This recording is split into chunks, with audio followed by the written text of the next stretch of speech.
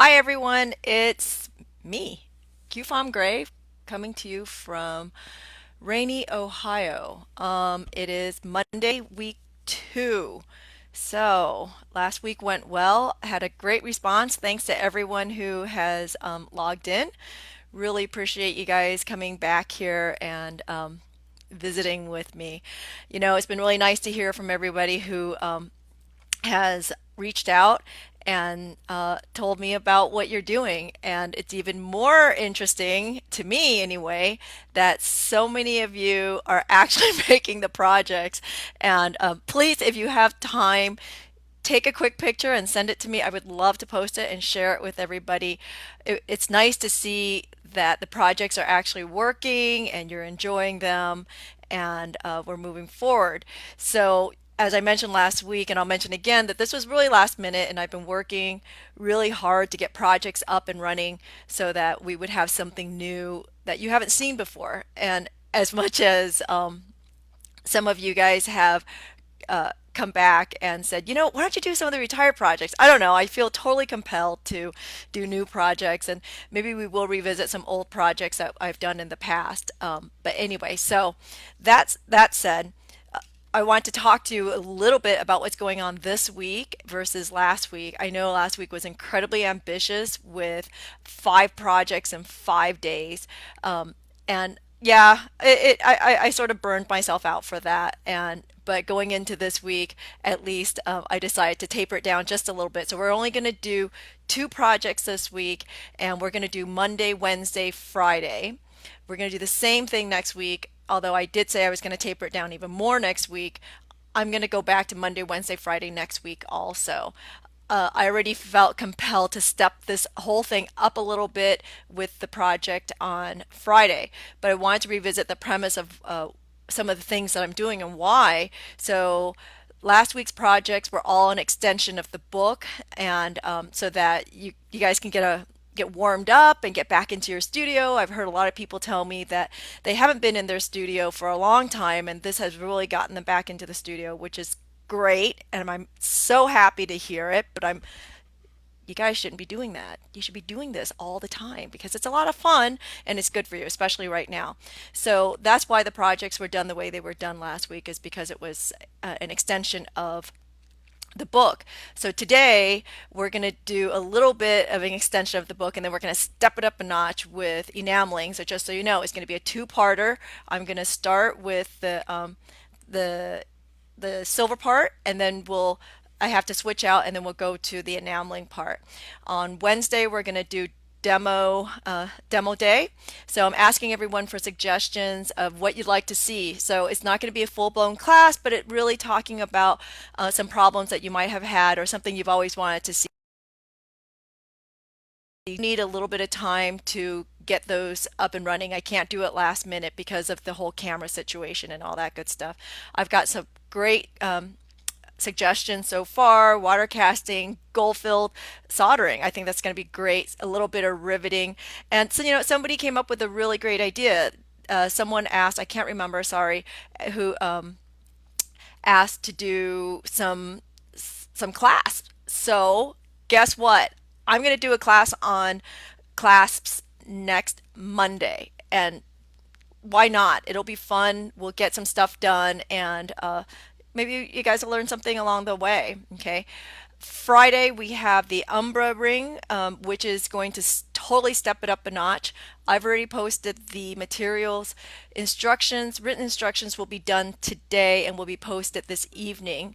If you're looking for written instructions for any of these live casts, or whatever you want to call this that I'm doing, I put up a link right in the description part of this live video. So you can go to that link. It's also a way to contribute to what I'm doing and letting me know that this is actually valuable to you. And I really appreciate that. And let's see what else. So that's for next week. I'm already working on the following week. I think we're going to do this project. Then the following week, let's see, totally molecular. Another request from a student. This is sort of different from what I did for Lapidary Journal, but it's in the same vein. in any case. So I'm working on that and maybe putting together a kit for you guys for that class, but it won't be until the end of next week. So I have a little window to get that together for you. Okay. Anything else? I think that's it. I think we can get started, but just again, thanks you guys for sending me all your comments and letting me know that you're out there and you're working with me through this. And it's pretty exciting, right? At least for me anyway. Maybe not for you, but for me. So, okay, so let's start with the project. What are we doing today? We are doing the Capricious earrings. Let me show you that one more time. Ooh. And um, don't forget, Fret's hammers are on sale at theurbanbeater.com for the rest of the week. Coupon code in the description, and it's 20% off all week. So this is what we're doing today. All these copper parts and pieces can be found on the website also. Okay. And I'm going to switch the camera here. So, oops. No. I just dropped my phone, meaning I lost my connection with Andy in my ear. Hold on. Okay. So, moving the camera. Oops. This one-handed thing is really hard. Okay, so the tools today, we are going to be needing some cutters, chain nose of some sort. I like my parallel pliers, so I'm going to use those today. Bow opening pliers are going to be your friend today. Round nose pliers, chasing hammer, hoop mandrel. If you don't have a hoop mandrel, a ring mandrel will work just fine. Some files, some copper pieces. Again, all these copper pieces are also available on our website. A leather mallet, bench block, and 2-hole punch is going to be great too. Those are my favorite punches. Okay, so then give me a second. We're going to adjust this camera again and have a seat. Okay. No. Okay, I'm not liking this.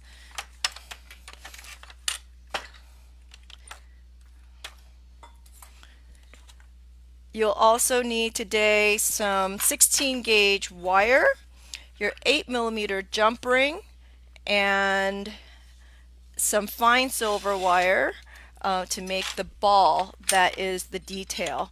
I don't know if you remember that little detail right there. So we're going to use fine silver to make that detail. You don't have to, and if you have some bally silver beads, like those little daisies, you can even put that there and it'll be really fun and decorative. So, because how many of us want to make a bally bead? Yeah, that would be a no one ever. Those are my notes.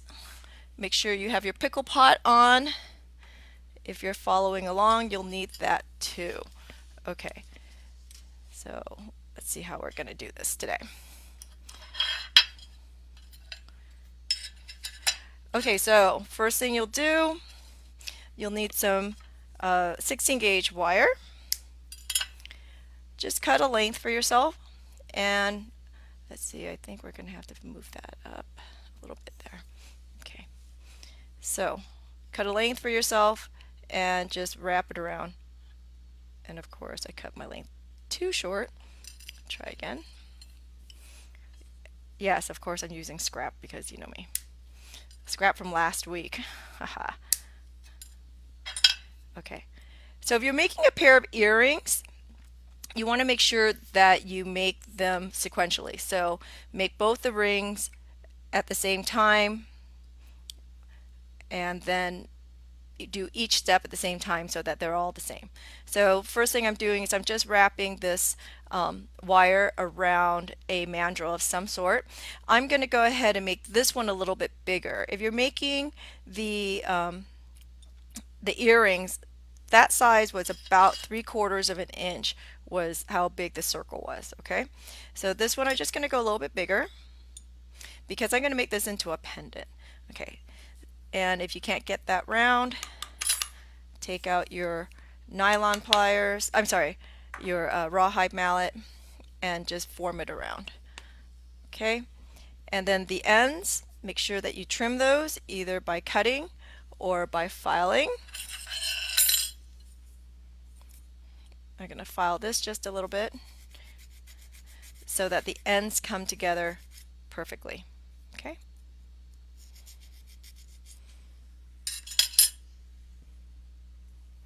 And I'm just going to bring it like together like a jump ring until it's perfectly together. And if you have, you see that? Do you see how it looks like a pitch there? I don't know if you can see, it sort of goes up. It's not perfectly round.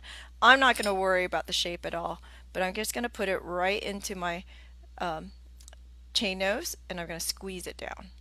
And that brings it together just so nicely so that the edges are just perfectly together. Okay? It's a little torqued. So just making little adjustments along the way. Don't make huge adjustments. There's no reason for that. Take out a little bit of solder paste. I'm doing copper in my demos because, you know, I'm cheap. If you're using silver, you want to go ahead and use a little hard silver solder. Okay?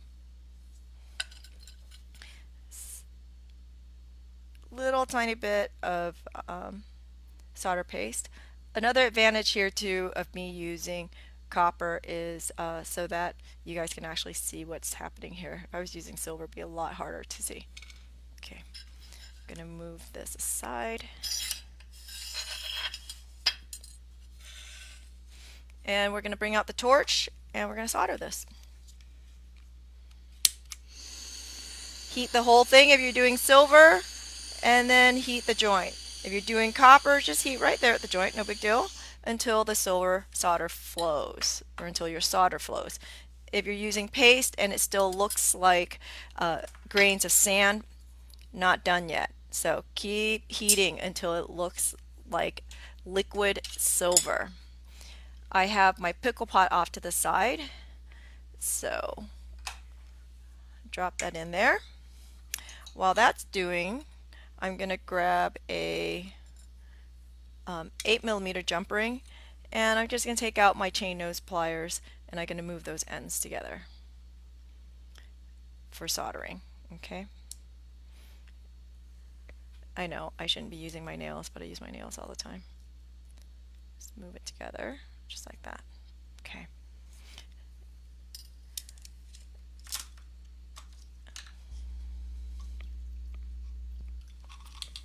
And looks like it's pickled. And there we are. Okay. Notice it's not round, so we're going to make it round again. And we're going to just put it right back in the mandrel. And I'm just going to check where it's not round and I'm going to hit it down. So I'm looking, I know you guys can't see that. Okay, so I'm looking straight down at it, looking for the wobbles. Okay, so I look right down the barrel like that. Sorry, holding the camera and the mandrel at the same time. So, okay.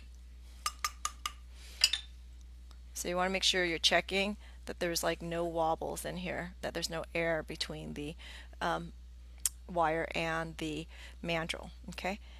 Now I know that this isn't flat. I'll put it back onto my bench block.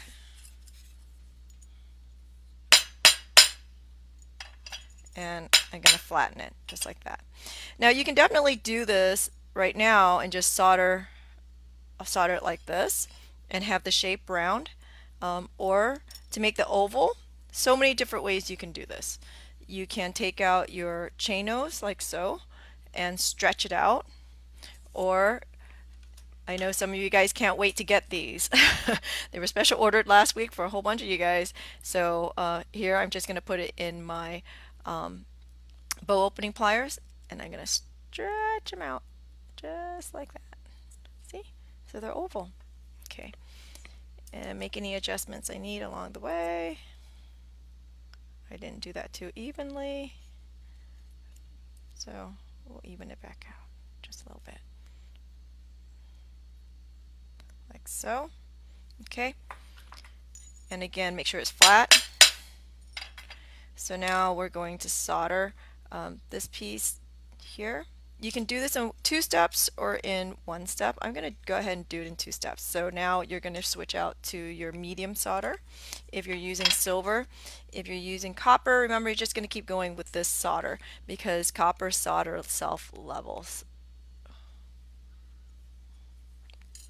If you like those bow opening pliers, remember they're a special order, so you need to give us a little time to get them in.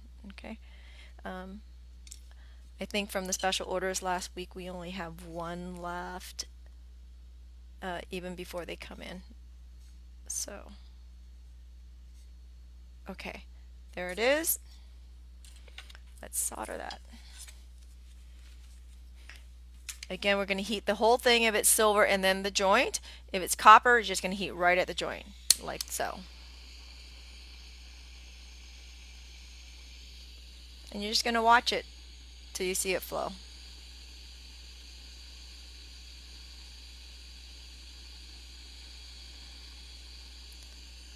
And there it is. Okay. I'm going to go ahead and quench that, and we're going to pickle it again. In the meantime, we'll make a granule. So I have here approximately 1/2 inch of 16 gauge wire. It was just a piece of scrap that I had. And because it's still rolling around, I don't want it to roll off my my board when I go to make the granule, so I'm just going to flatten it a little bit. That's just a little trick so that it doesn't roll away from you. And because it's so long, I'm going to give it a little bend. Okay. And I'm going to use my magnesia block. I'm going to lose my phone again here. Hold on. Ah. Pull that out. Okay. So do you see my wire? I'm just going to heat right on there, and that will create my granule.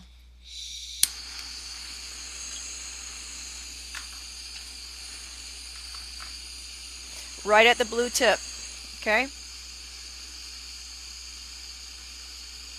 You see it, there it goes, there it goes. Nope. Done. I love this process. I'm going to pick it up right before it completely cools so it doesn't stick. And there it is. Quench that. And there's my ball. Set that aside.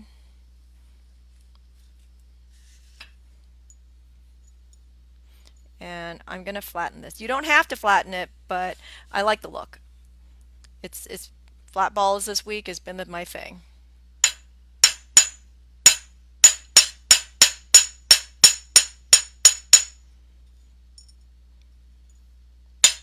Just till you're happy. Whatever. You can make a bigger ball if you want, or you can make a smaller ball if you want. That's all up to you. Okay, but that's about a 1/2 inch of 16 gauge wire. I'm going into the pickle here and grabbing my link. There it is. And I'm just going to solder this on. Actually, before I solder it on, I'm going to hammer the top of this. It just gives it a little extra texture and dimension.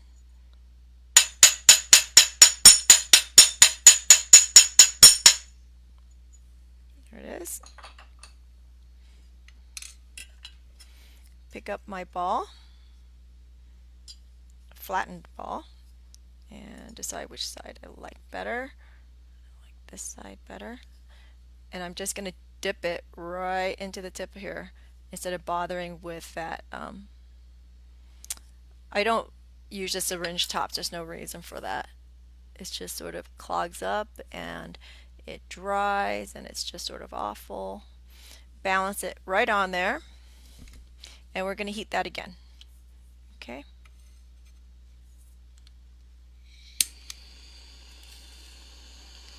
Heat the whole thing if you're doing silver. If not, just heat right there and watch for it to flow. It tilted over. If you saw me move it, the bulb tilted a little bit, so right when it was flowed it back.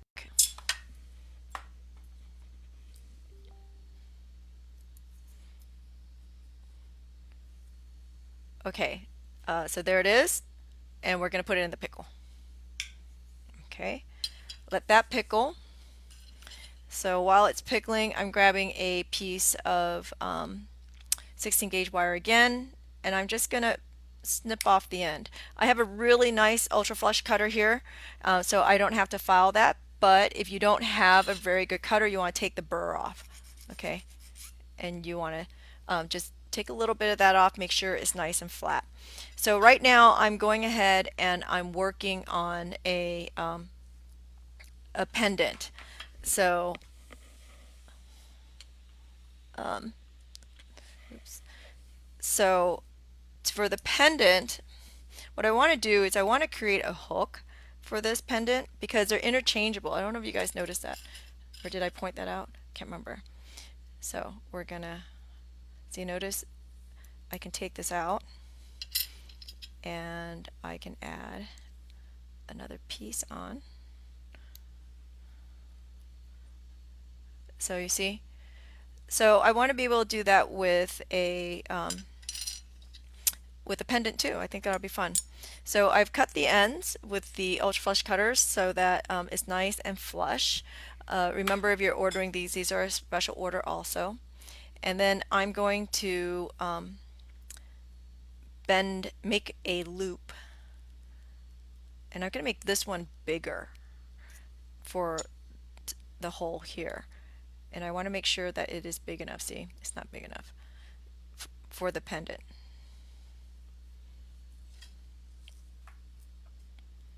Okay, so it's not big enough. And here's a trick. So I've already made my loop and it's too small. So I'm just going to push it down further on my pliers to make it bigger.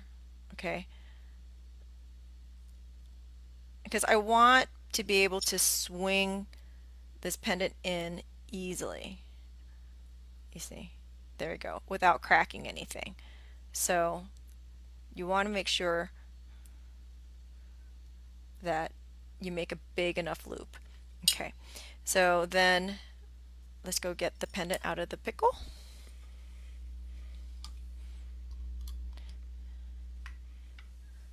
Oh, hello to my sister-in-law is actually watching, and my own twin sister has only watched this once. Yay! I told my sister-in-law she had to watch this because I'm making the earrings for her. Haha. Anyway, okay, so we're out now of the pickle, and we're just going to flip this over because we're going to solder this hook to the back of this. Okay, so here again with the flush cutters, I'm going to cut it down, or else how are you going to solder this on? It's going to be sticking out like crazy, right? So we'll just cut it just a little bit. And if you notice, I'm cutting it longer than the hook. It's not going to be just a U, it's really a J, okay? And while we're at it, since it's in our hands, it's easier, I'm also going to cut off the edge at a slight angle. It's really hard to see here, I know, but I did give you a diagram of that if you're downloading the instructions. This is an agate, Jamie, if you're wondering. And by the way, if you're looking for some of these, I have a whole bunch of these up on Craft Exchange for D-Stash. And the link is also in the description. Okay, so now here I'm just going to solder this right on. I'm going to use my cross-locking pliers because it's, or cross-locking tweezers because it's the easiest thing for me. And I'm going to hold it right there. I'm going to dip a little bit of solder on the tip. You guys see that? And I'm going to heat this piece first, bringing in the J and then soldering it on. Okay, so heat it, bring it in, and hold it right there, right behind the granule. Oops. Okay, didn't make enough contact. Heat it again.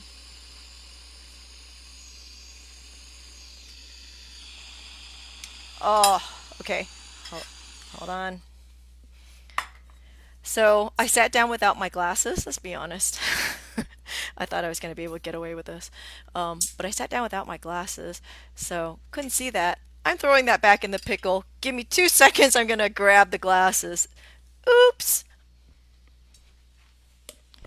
If I even knew where I put them.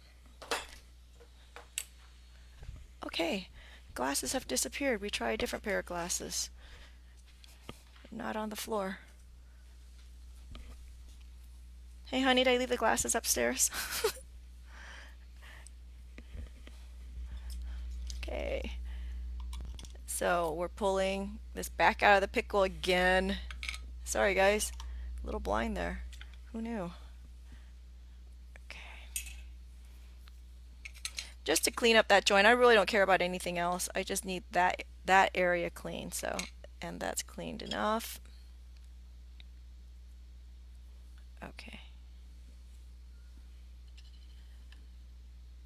Did I forget to put the diagram on the instructions? Oops. I will add that again. Okay, so heat it again. I put a little solder back on that J, and we're going to put it right down right when it gets hot.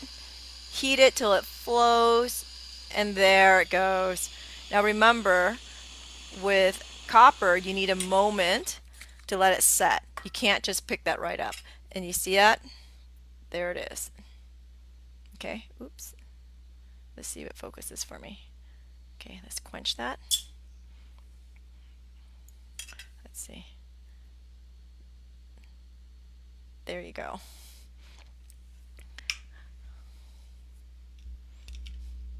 Okay, so I'm putting that into the pickle. All right, so we're almost done with the earrings already, and then I'm going to switch out here in a second and go to enameling. Okay, but I'll show you the finished product in just a moment. While it's pickling, what else can I tell you? You can, of course, do this in 2 colors if you want to. You can do a copper ring in the middle with the silver on the outside. You might want to consider doing another shape other than just the oval and the round. You can do a teardrop. That would be a lot of fun. And whatever you want. It's just a lot of different ways you can go about this. Okay, so here I'm going to clean that up. Okay, so all you're going to do, because it's a pendant, is you're going to add on another 8mm jump ring or whatever you want. If you have bails, you can do that if you want something a little bit more decorative, and close that up. You want to go ahead and solder that. I'll show you how to solder that too real quickly here. So I just put the openings together at the top, and then I'm going to put a little solder on there. And we'll solder that. So if you've been following along on the webcam saga, I believe number 9 is due to be here tomorrow. So we might have better technology on Wednesday. Okay, turn on the torch and hold it right there.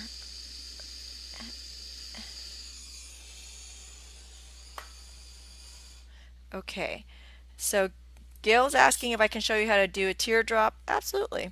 So there, it's done, it's soldered, and you can make this into a pendant.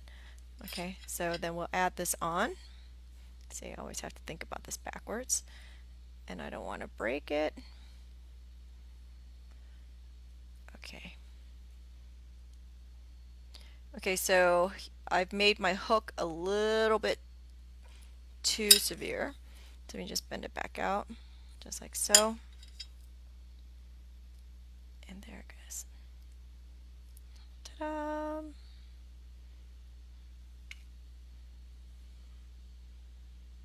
And there's your piece. Okay. Done deal. To finish it off, you'll get some steel wool, clean it up, You can tumble it, you can liver sulfur it, you can whatever it you want, however you want the finish to be. That's easy. Okay, I'm gonna make a quick teardrop for Gail because I think that's a great shape. I personally like teardrops a lot, so like the question. I'm just gonna cut a piece for myself there and take out my nylon nose pliers and straighten this out because I want to start with a straight piece. Okay. This wire, I can tell it's already a little hard, so I'm going to anneal it. So annealing it is a process of heating it until it turns a little bit rosy. I don't like to get it to red because you're going to risk melting it. Color changes are a good thing. That tells you a lot. I'm not going to bother pickling either because I'm just making a teardrop for you guys. See, it's already bendy. Okay, I'm going to pull out my mandrel, and I'm going to try to do it so that the wires are even on both sides. Okay, and we're going to bend this around. Now remember, when you're asking questions, there's a 20 to 30-second lag. Okay, so look, there's a teardrop. And then what you do that would be nice is you want to create a miter at the top. And you want to cut it on both sides at the same angle. And you bring it together and it makes a perfect join. Just like that. Solder that, put the other ring in or not, whatever, and do the rest of it just the same. But you do want to move that together. You'll file that a little bit too. But there's your perfect teardrop. Easy.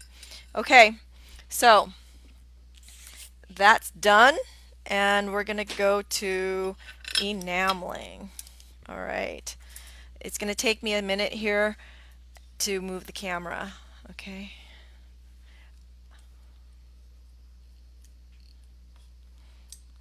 so oops, I have I'm glad I did this over the weekend. I tested this over the weekend to see where the camera is, because see, initially the camera is above where I'm soldering, and now we're going to torch up, which means I would have melted this number 8 camera. So I had to move it over here to my left, hi, and move everything back and adjust. So bear with me, okay?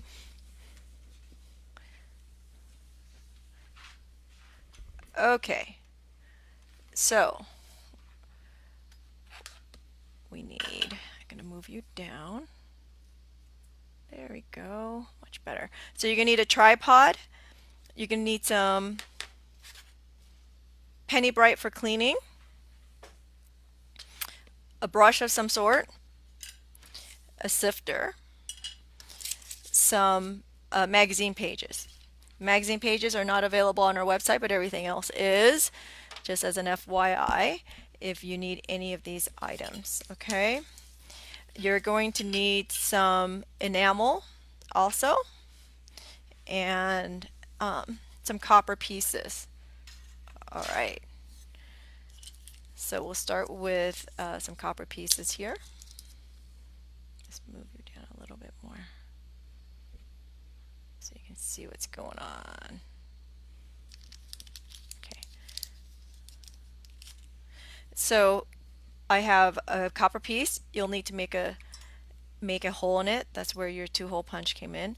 Does not really matter what size hole you make, because it's just, oh, actually it does for this. I'm sorry. No, it doesn't, because it's 16 gauge.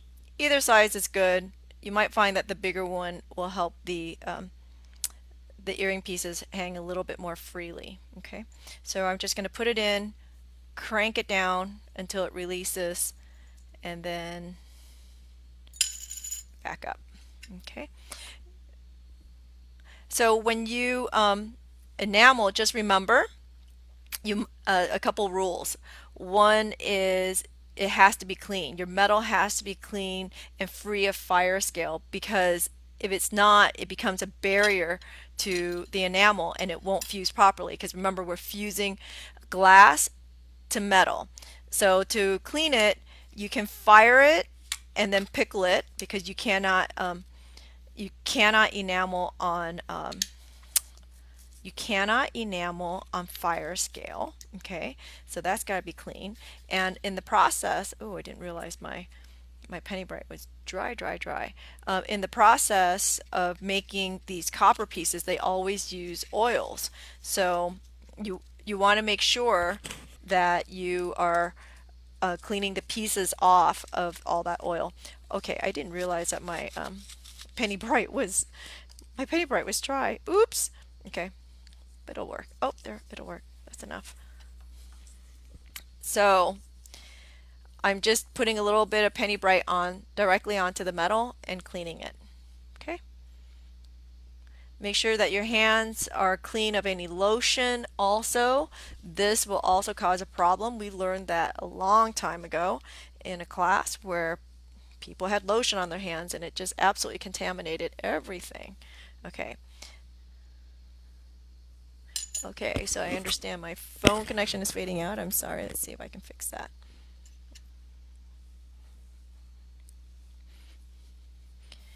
Okay, so now you're going to take this and you're going to place it on anything. To lift it up like so. You need a little bit of holding agent of some sort. Clear fire works. Some people like hairspray. I do not like hairspray in my studio because it gets all over the place. So just a little bit, a thin layer. You don't want a thick layer because the thicker you go, the longer you're going to have to wait for this to dry. Okay, so I'm going to work from the back first. I'm going to put a little bit of counter enamel on the back. Counter enamel is a process and a product. The process is simply to enamel the back side. That's called counter enameling. As a product, it's simply leftover enamel that you're using on the back side. If you don't have counter enamel, because I refuse to sell this stuff because it's someone else's trash, then you can just go ahead and use black or whatever it is you have on hand. I would not be using red because it's very expensive. Okay, and then you're going to gently move this off with a spatula that I forgot. Okay, so you're going to move this off and onto your tripod and on the trivet. Yes, you have to have this on the trivet. Why? Because it'll stick to the grate. Possibly not the first side, but definitely the second side. Okay. Take out a very complicated tool called a pin or toothpick, whatever, and make sure that you clear that hole of any debris, because as you fire it, and if you fire it and the hole is clogged up, do you see the hole? It's going to stay clogged up. Okay, it's going to fill and get solid, and that is going to be a different problem altogether. Okay, so now we're going to fire. We're going to fire from underneath instead of from the top. I don't want to blow that enamel off. Okay, so directly in there. Okay, let me see, making sure I don't hit my camera here. Directly up there until you start seeing changes. Now, you need to remember that when you're doing this, you need to allow that holding agent to be dry, because if not, it'll have bubbles because it's liquid, okay, and you're adding heat to it, so it's going to bubble. So here you're looking for surface changes in the enamel, so you can see it's changing. It's going to look like the surface of sugar, and then it's going to look like orange peel. So we're going to stop at orange peel because we're going to do another layer. So you set that aside. Okay, you know, it's nice to work on these tiles. They're really inexpensive from Home Depot. They're like 12 by 12. I think you can probably get 16-inch tiles also. And you know, you can put all your hot stuff on there and it's cooling, but you cannot torch directly on your tile. You can torch on a block on your tile, but not on the tile. The tile has a lot of heat sink. Okay, so make sure that cools off. In the meantime, while we're waiting, I'm going to clean off my work surface. That's where the magazine pages come in, so that you don't cross-contaminate your enamels. You want to work on fresh pieces of, um, of magazine pages. Just throw that underneath and set that aside. I'm using, if you're wondering what the color I'm using is, I'm using Cascade because I love Cascade. It's, well, heck, I like blue. So Cascade it is. Okay, so you can see here how dirty my copper is. Okay, and there's my enameled backside. So I'm going to do this. I'm going to clean it again, grab some Penny Bright and put it directly on there. And I'm going to use my hands. A lot of people don't like this because, I don't know, maybe it's because you're using it with your hands. Can you pickle this? You can if you're going to fire again, but a lot of enamels do not like pickle, and it has a tendency to mar the surface of that enamel. And for me, the beauty of enamel is in that gloss. I don't necessarily like that matte finish. So, but if you want to matte up your enamel, there's how you do it. Okay. Okay. Oops. Not used to having the camera up there this week. And there it is. So now we're going to do that front side. Okay. Again, same thing. A little bit of holding agent on the brush. Brush it on. Sorry, you guys can't see that. I'll move that aside. And Cascade blue. Again, we added about 20 colors in the 1 ounce enamels on our website if you're looking for enamels. We also have color kits up there. So if you're just starting out and you don't know what colors you want, the color kits are nice. It gets you started with 12 colors, and we have it in different colorways like jewel tones, earth tones, cool tones, that kind of thing. And I'm sifting from the outside. Notice I'm working in a spiral from the outside, and I work my way to the middle. Why? Because of how enamel behaves when it fires. It likes to pull to the middle. So that's why we do it that way. Okay? Standard procedure. Again with the spatula. Careful not to careful not to disturb the enamel. You need to let that dry if you put on too much. How do you know if it's dry is a common question that I get a lot. It looks like wet sand. It looks like wet sand. So when it doesn't look like wet sand anymore, it's probably dry. But if you are living or working in a high humidity area, then you might want to give it a little more time, or you might want to take out that cup warmer and put it on top of a cup warmer. It'll make it dry a lot quicker. Okay.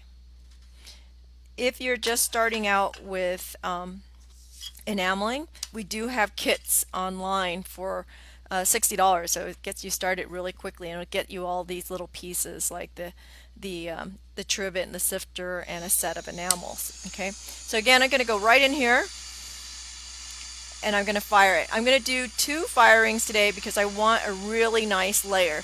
You can definitely do this in one and just do 1 layer. This is preference. Okay. So for everyone who's been doing soldering, you know, we all love that nice quench sound of the hot metal. Here we do not quench at all.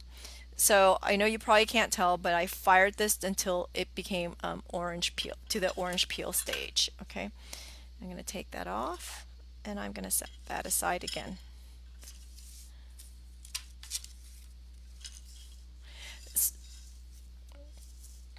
Okay, so someone was asking about liquid penny bright and dry penny bright. I apologize. There is no such thing as dry penny bright.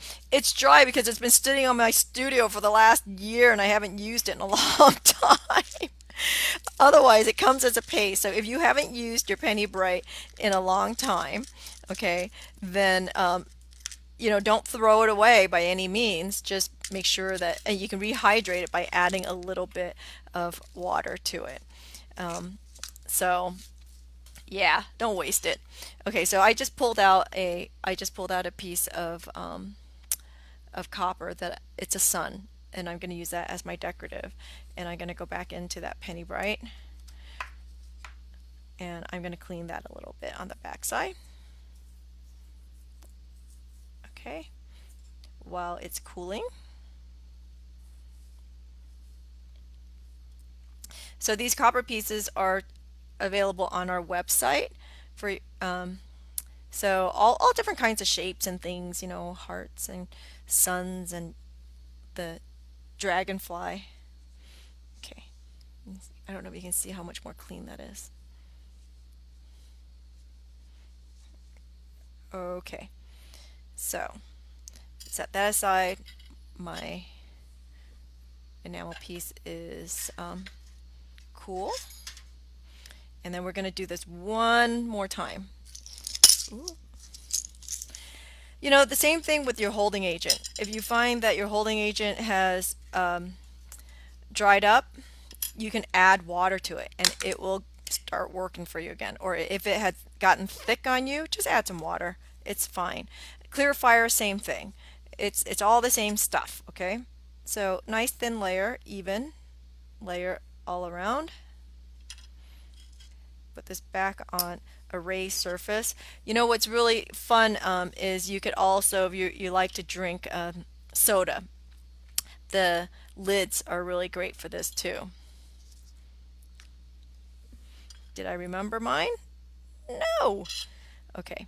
So if you want to use a tool, or you can use your fingers to tap, the enamel. Remember, another trick with the enamel is do not fill this all the way. Do not go more than halfway, or else it won't sift properly and the enamel won't move. Okay? So always working from the outside edge in a circle and spiral your way to the middle.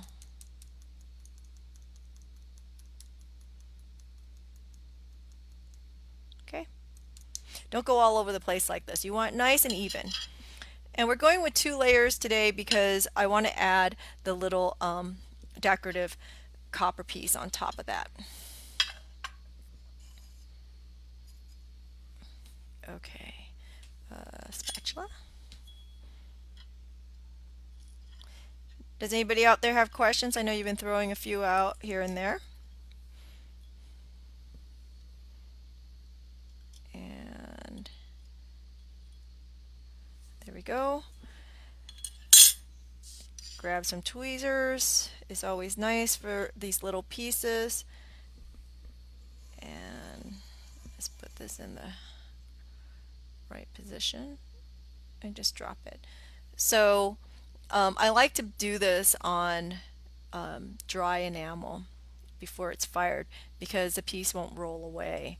So if you have forgotten, you've already done your 2 layers and you forgot to put that copper piece on, a way you can get around that, just add a little tiny bit more dry enamel, sift a little more enamel on there and put the piece on so that it doesn't roll away. But that's one of the biggest complaints, is that it sort of rolls away.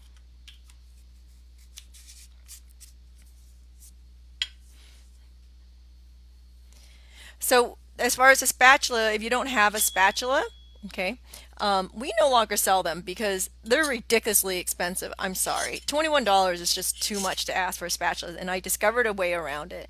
You can use a frosting spreader, and you can get those at Michael's. Heck, I've seen them there. Just don't get the plastic ones. Get the metal one.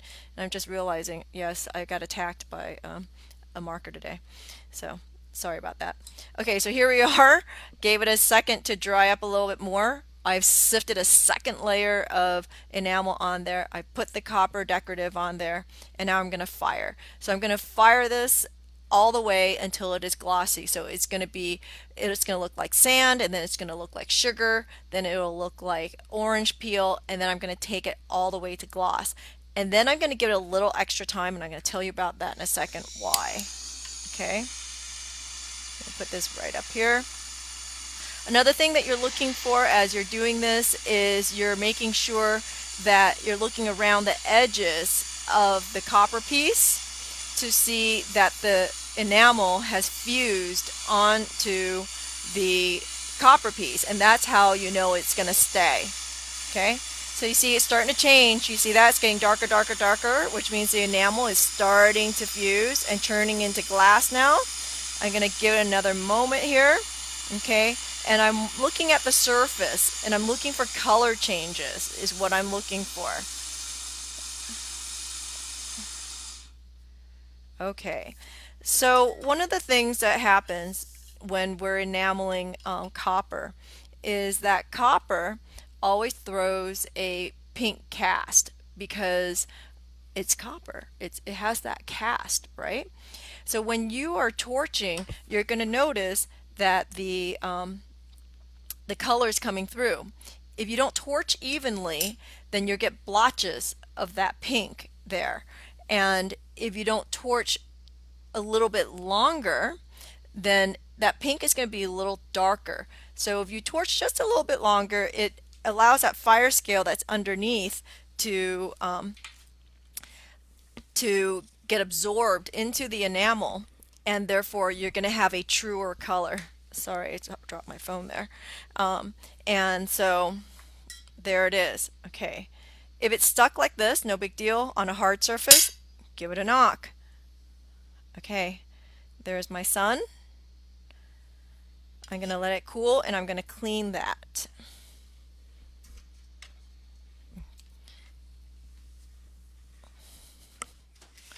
I'm going to grab some steel wool and come back to the other piece, and we're going to put it all together.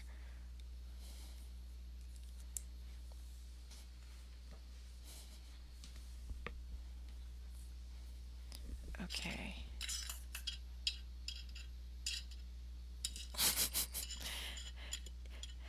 So Joanne, do you want the pendant too? Is the real question. Your earring's done.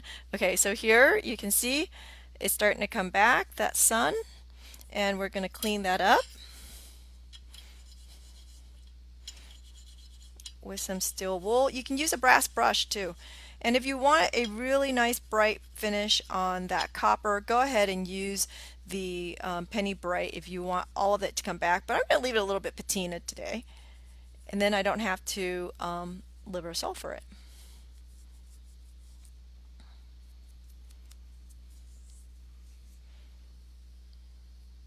You see that?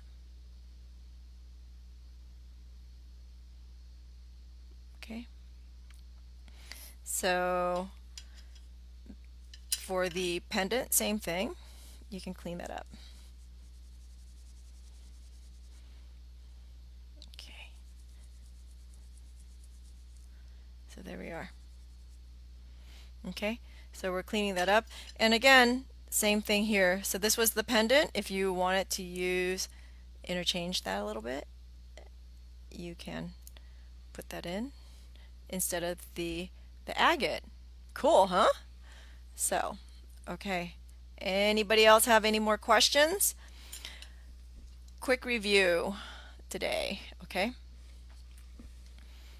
Actually, we'll put you here. So, quick review today. Wednesday, we're going to do demo day on Wednesday, and I'm going to attack some of those suggestions that you had for demos, and then on Friday, we're going to do the Umbra ring. Okay. Instructions for the Umbra ring are going to be posted by end of day today. If you want to make a purchase on that for the instructions. The goal with the Umbra ring for this week is we're going to start on Friday and then we're going to finish on Monday because I want to give you time to work in between. In fact, someone contacted me today and said, hey, since I'm not going to be doing this tomorrow, it gives her time to make the projects and catch up. I didn't realize you guys were under pressure. Anyway, so I'm glad to give you guys a little time to work in between, but then it also allows you to bring out any questions or any problems that you had while working on it over the weekend. So that's why we're doing Friday and Monday. And then, so that would be the first part of next Monday. And then the second part of next Monday, we'll do some class again because of requests. And then I'll figure out something for Wednesday and Thursday next week. Maybe we'll do another demo day if I can't get to everything this week. And then we'll do the totally molecular. I'll try to post maybe some kits this week for totally molecular for next week. And then I think we're just gonna keep going with this. So if you haven't gotten a chance to get the book yet, we still have it available. Hold on. Oh, I threw it on the floor, wasn't thinking. So if you haven't gotten the book yet, we're going to keep going with projects as an extension of the book. And then the links are here in the details. If you need or would like the written instructions or would like to contribute to what we're doing here, definitely hit our website. We would really appreciate any feedback also. So what else? I think that's it. I think that's everything for today. It was a quick day. It went by fast. Thanks everyone for joining me, and yeah, stay safe. Okay, be healthy. I'll see you guys on Wednesday at 1 o'clock.